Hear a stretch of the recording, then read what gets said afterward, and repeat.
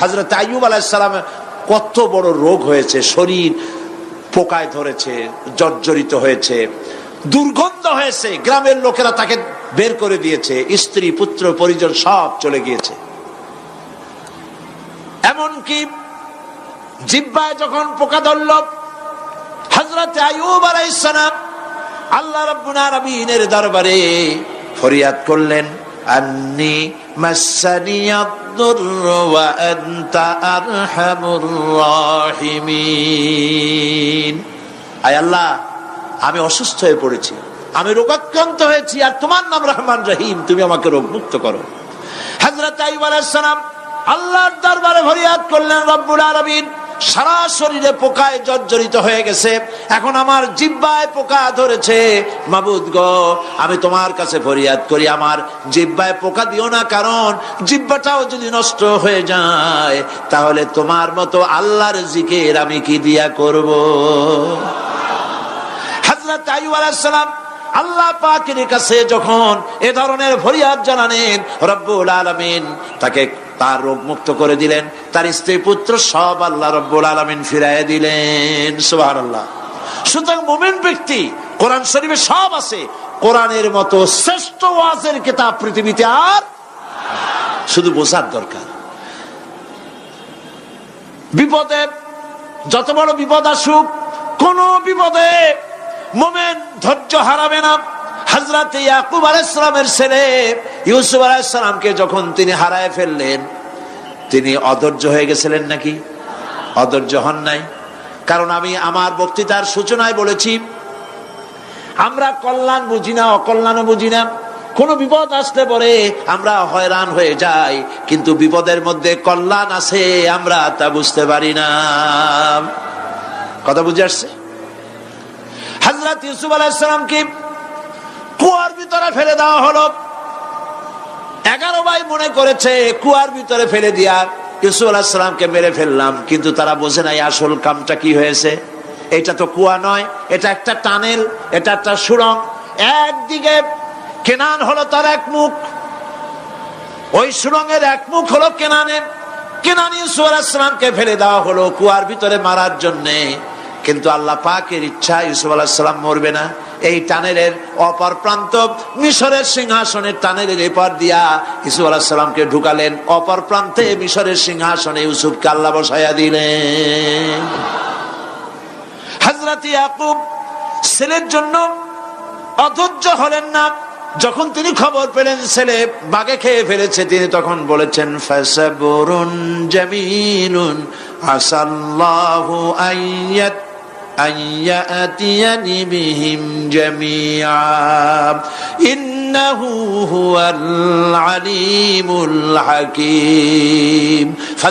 ফাসাবরুন জামিল, আমি উত্তম ভাবে ধৈর্য ধারণ করলাম, এবং আমি বিশ্বাস করি আল্লাহ রাব্বুল আলামিন আমার হারানো সবকিছু আমাকে ফিরাই দিবেন। বহু বছর পর যখন হযরত ইউসুফ আলাইহিস সালাম প্রেসিডেন্ট হয়েছেন মিশরের, 11 ভাই গেল সেখানে সাহায্য আনার জন্য। সেই ঘটনা তো শোনাবো না, এমনি বলে যাচ্ছি। এরপরে তিনি তাদেরকে পরিচয় দিলেন, ওরা ভয় পেয়ে গেল। তিনি বললেন, ভয়ের কোনো কারণ নাই, লা তাসরিবা আলাইকুমুল ইয়াউম, আজকে আমি কোনো প্রতিশোধ তোমাদের নেব না। সুবহানাল্লাহ। এর নাম পয়গম্বর, এর নাম কি? আল্লাহর নবী। আমি আজকে কোনো প্রতিশোধ তোমাদের নেব না, তোমরা যাও। পিতার অবস্থা তিনি জানলেন, কাঁদতে কাঁদতে পিতার চোখ দুটো নষ্ট হয়ে গেছে। ইয়াকুব আলাইহিস সালাম, হযরত ইউসুফ আলাইহিস সালাম বললেন, যাও। নিজের জামাটা খুললেন, গায়ের জামা খুলে বললেন, ভাইরা আমার এই জামা নিয়ে যাও, আর আমার আব্বার চোখের উপরে এই জামাটা রেখে দিও। ছেলেরা যখন হযরত ইউসুফ আলাইহিস সালামের জামা নিয়ে মিশর থেকে রওনা করেছে, গল্প নয়, উপন্যাস নয়, আল্লাহ পাক এই কোরআন শরীফে সূরা ইউসুফে বলেছেন, জামা নিয়ে মিশর থেকে রওনা করেছেন। কোথায় মিশর আর কোথায় কেনান? কেনানে বসে হযরত ইয়াকুব আলাইহিস সালাম বলছেন, তোমরা যদি আমাকে মতিভ্রম পাগল যদি মনে না করো, তাহলে একটা কথা বলি, আমার নাকে এখন আমি ইউসুফের গন্ধ পেতেছি। তোমরা যদি আমাকে মতিভ্রম না করো তাহলে আমি বলি আমি কিন্তু ইউসুফের গন্ধ পেতেছি। সুবহানাল্লাহ। হযরত ইউসুফ আলাইহিস সালামের জামা এনে ভাইরা যখন হযরত ইউসুফের চোখের উপরে রেখে দিলেন, হযরত ইয়াকুবের দুটো চোখ সাথে সাথে আল্লাহ ভালো করে দিলেন। ফাসবরুন জামিল, ধৈর্য ধরো। ঈমানদার ব্যক্তি আশার উপরে তার জীবন বাঁচে, কারণ যত বড় বিপদ আসুক না কেন আশ্রয় পাওয়ার একটা জায়গা আছে, তার নাম হলো আল্লাহ। নাম কি? বলেন আল্লাহ। সবাই বলেন আল্লাহ আল্লাহ আল্লাহ আল্লাহ। হযরত ইউনূস আলাইহিস সালাম মাছটাকে গিলে ফেলে দিল, মাছটাকে গিলে মাটির অতল তলদেশে চলে গেছে। এত বড় বিপদ পৃথিবীর কোন মানুষের হতে পারে নাকি? বলেন, কি বলেন? মাছের পেটের ভিতরে জানালা নাই, দরজা নাই, বেরোবার কোনো পথ নাই, মাছ গেছে পানির অতল তলদেশ। আল্লাহ পাক কোরআন শরীফের ভিতরে মানুষকে শোনান, আল্লাহ ওয়াজ করছেন। সুবহানাল্লাহ বলেন। আল্লাহ পৃথিবীর মানুষকে ওয়াজ করছেন, দুনিয়ার মানুষকে শোনান। আমার ইউনূস তো ধৈর্য হারা হয় নাই। ওয়াযান্নুন ইয যাহাবা মুগাদিবান ফাযান্না আন লান নাকদিরা আলাইহি ফানাদা ফিয-যুলুমাতি আন লা ইলাহা ইল্লা আনতা সুবহানাকা ইন্নী কুনতু মিনাজ জালিমিন। ফানাদা ফিয-যুলুমাত, জমায়ে কাসির, ত্রিবিধ অন্ধকারের ভেতর থেকে হযরত ইউনূস আলাইহিস সালাম চিৎকার মারলেন। মাছের পেটের অন্ধকার, পানির অন্ধকার, রাতের অন্ধকার, ত্রিবিধ অন্ধকারের ভেতর দিয়ে মাছের পেটের মধ্য দিয়ে ইউনূস আলাইহিস সালাম চিৎকার মারলেন। অধৈর্য হন নাই, হার্ট ফেল করেন নাই। তিনি বলছেন, পড়েন আমার সাথে, লা ইলাহা ইল্লা আনতা সুবহানাকা ইন্নী কুনতু মিনাজ জালিমিন। তুমি ছাড়া কোনো ইলাহ নাই, কোনো পোষ্য নাই, মাবুদ নাই। তোমার পবিত্রতা ঘোষণা করছি, আমি জালিমদের অন্তর্ভুক্ত হয়ে গেছি। ইউনূস আলাইহিস সালাম যখন কাঁদতেছিলেন, আল্লাহ রাব্বুল আলামিন সেই কান্না শুনেছিলেন কিনা? বলেন, শুনছিলেন কিনা? শুনতে পেয়েছিলেন কিনা?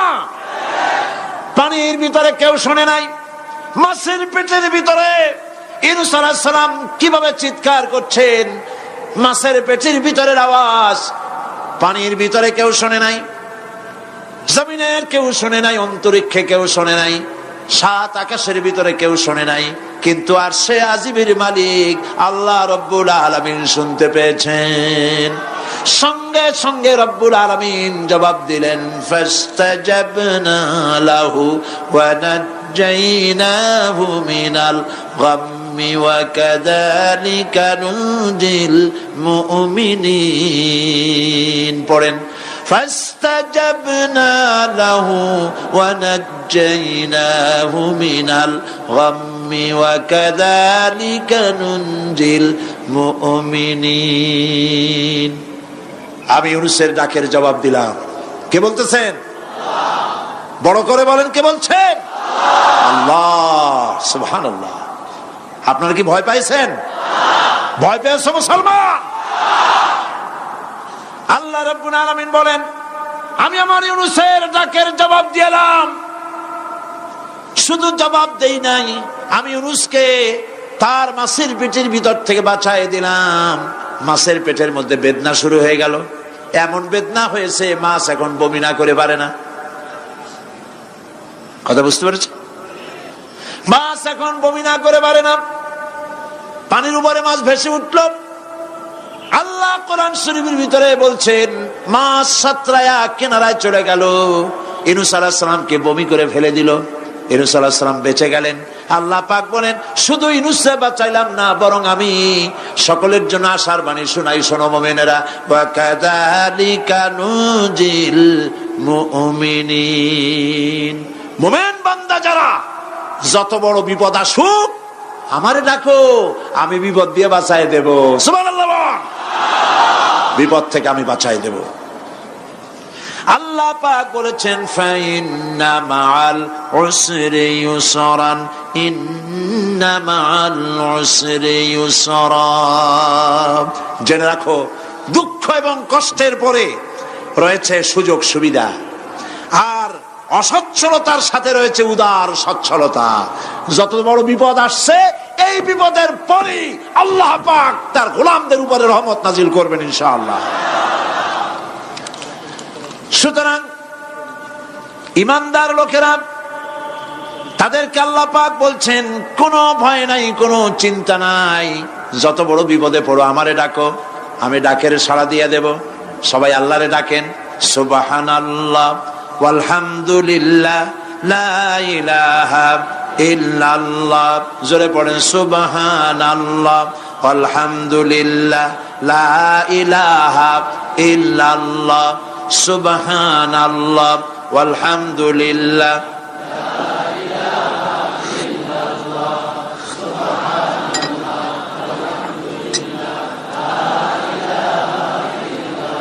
লা ইলাহা ইল্লাল্লাহু মুহাম্মাদুর রাসূলুল্লাহ।